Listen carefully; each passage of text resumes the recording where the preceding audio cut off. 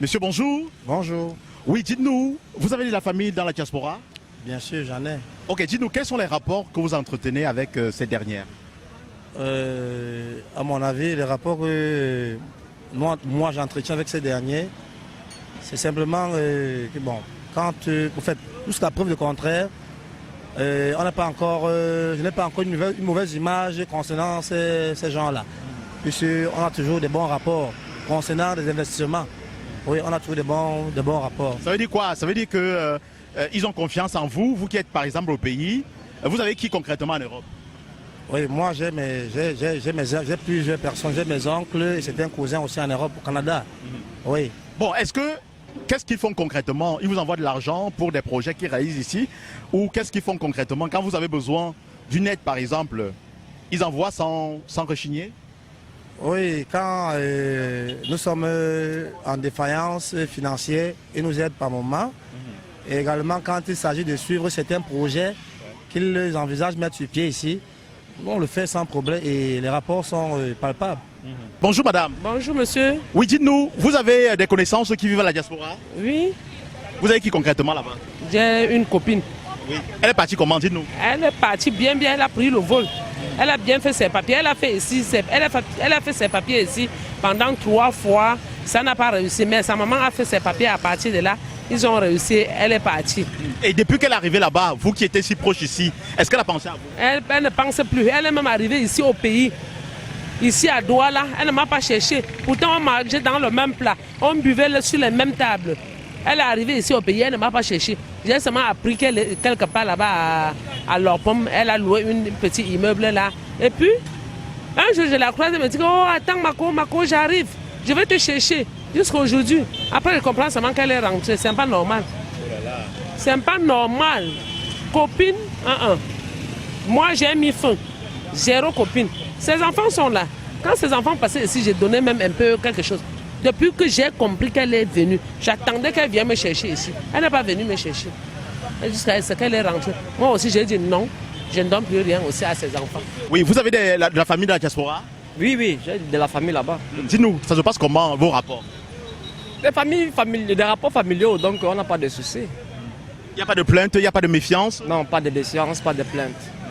Pas de plainte, pas de méfiance. Surtout pourquoi? Moi, on n'attend rien. Je n'attends particulièrement, personnellement, je n'attends pas grand-chose de la diaspora. Ils sont mes frères, mes petits frères, mes grands frères de sang. Je ne me suis pas battu pour eux. Donc, du coup, je n'attends pas grand-chose d'eux. Donc, du coup, on n'a pas de problème.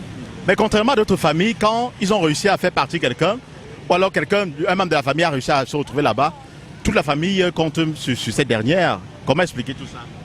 C'est tout à fait normal que la famille compte sur un des leurs qui est bien placé, non? C'est tout à fait normal. Mais ça ne devrait pas tourner au vinaigre.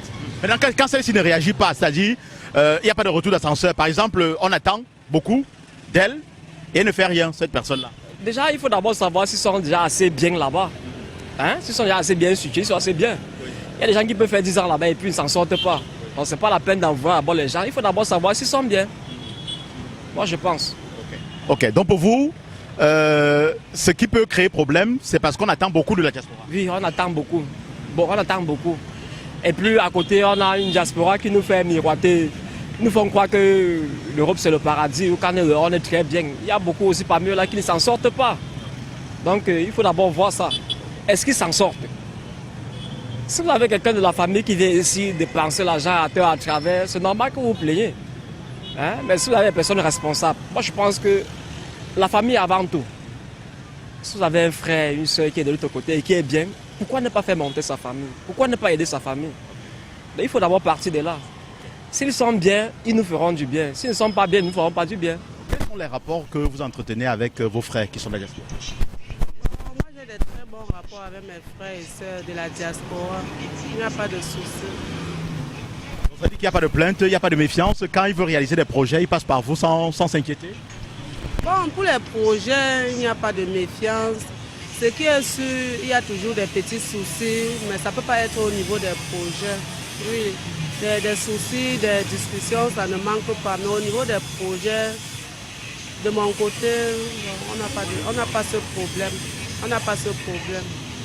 Quand vous leur soumettez des problèmes et qu'ils peuvent vous venir en aide, ils le font sans souci? Oui, ils le font, même si ça traîne, ils le font sans souci. Les gens de la diaspora, par contre, se plaignent qu'on profite juste d'eux. C'est-à-dire qu'il y a des familles où les gens de la diaspora, leurs frères de la diaspora se plaignent qu'on profite plutôt d'eux. C'est-à-dire que ce sont eux qui vont plutôt nous soutenir. Nous, à notre niveau ici au Cameroun, on ne fait rien pour les encourager. Quand il y a un appel, un coup de fil qui est mis, c'est juste pour demander. Est-ce que vous trouvez que c'est le même avis?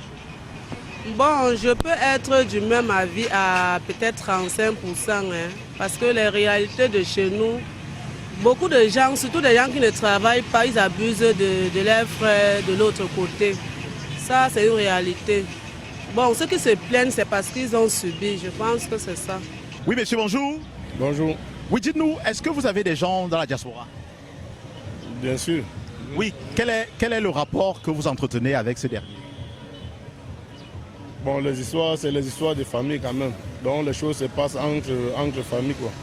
Mais est-ce qu'il y a des abus, des événements? Est-ce qu'il y a souvent des problèmes? Bon, il y a souvent des problèmes, mais pas dans ma famille quand même. Mais sinon, je vois dans d'autres familles, il y a vraiment des abus. Des abus de confiance, comme on dit souvent. Donc déjà, à qui on ne peut pas faire confiance. Plus tu leur fais confiance, et plus ils t'abusent. Vous avez par exemple un cas d'abus de confiance que vous pouvez relater?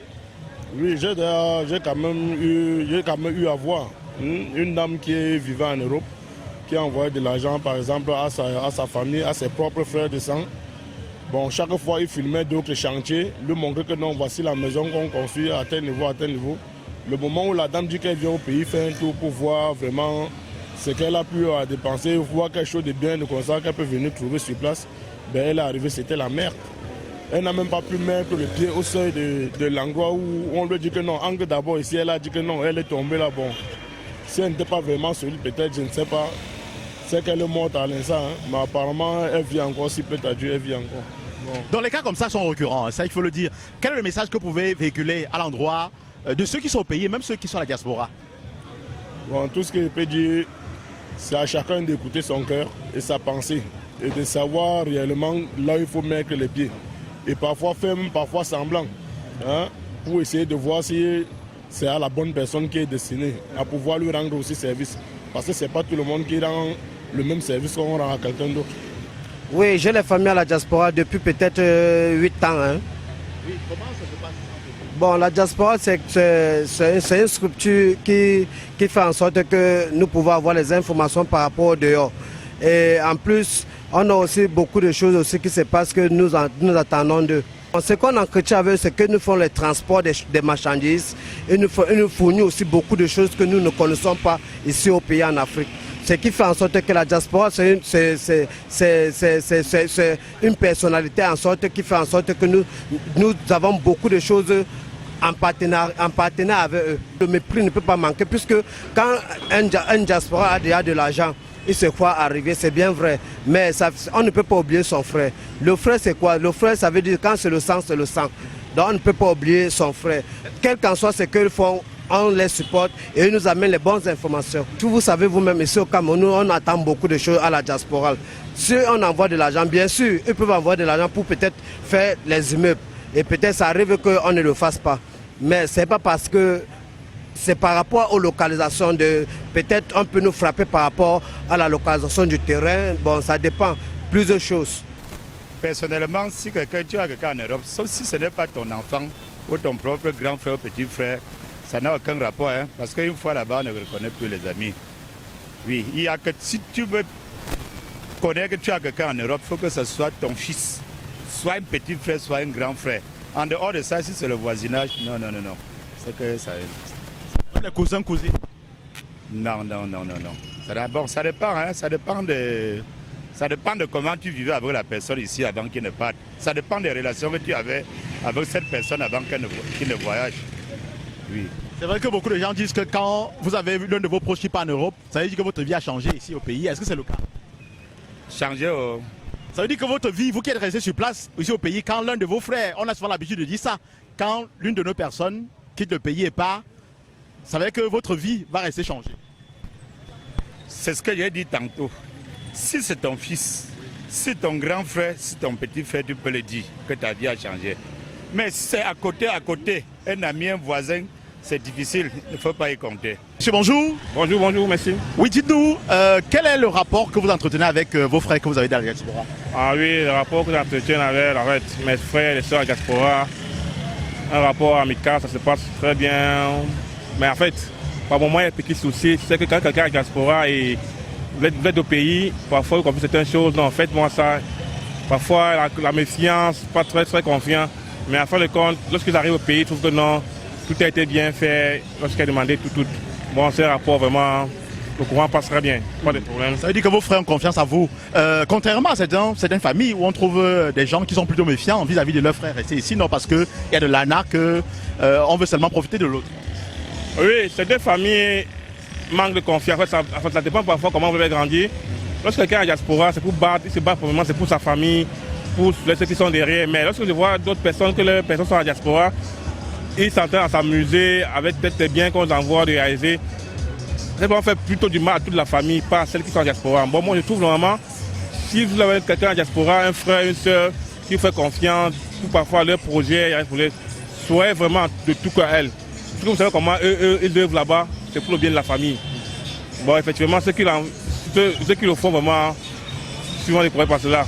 Mesdames, Messieurs, j'espère que vous avez pris du plaisir à écouter les Camerounais qui sont exprimés sur la nature des rapports qu'entretient la diaspora et les Camerounais restés sur place au pays. Nous vous invitons à présent de commenter, de liker, de partager et surtout, n'oubliez pas de vous abonner massivement pour ne pas manquer nos prochaines publications. Je suis Thierry Kouyaté, journaliste reporter d'Images pour le compte d'Echo 237. À bientôt.